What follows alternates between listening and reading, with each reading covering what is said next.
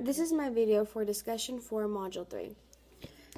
My understanding to live for a principle means to stand up for something that you believe in, and letting your actions show what you stand and believe in.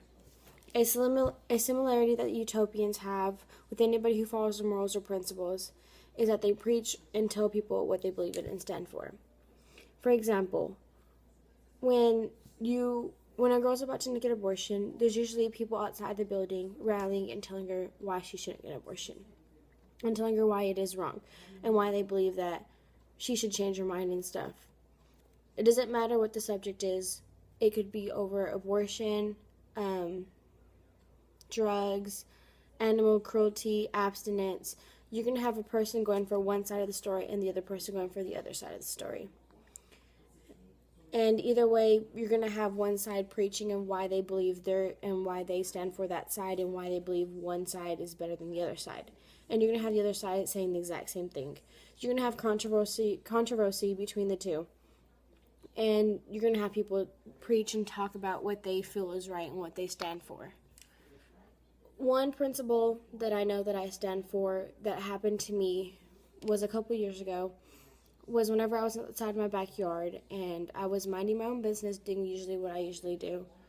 And I kind of heard like a yelp and a howl or something. So I turned around and I saw my neighbor we have a fence dividing our yards, and he was hitting the dog with like a rope or a string or something, and the dog was crying, and he was chained up on the fence so he couldn't move anywhere. And whenever I saw that, I felt angry and upset immediately. I didn't know what to do.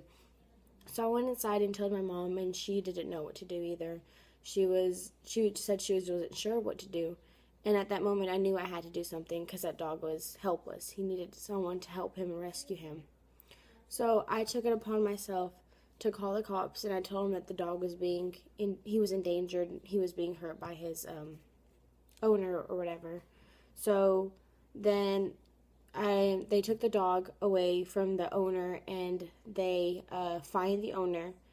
And one similarity that I know that I have with the utopians, or rather Sister Hope, is that she is strong-willed, just like I am. I knew that I had to do something for it, and she knew she had to do something for her family, which is why she did all that stuff. And she had told her husband that she would sew and he could chop wood, and she had got everything ready, and she said she believed that everything would work out for him because she had faith in God, and she had hope that he was going to get everything organized for her and her family. And it's the way I am too.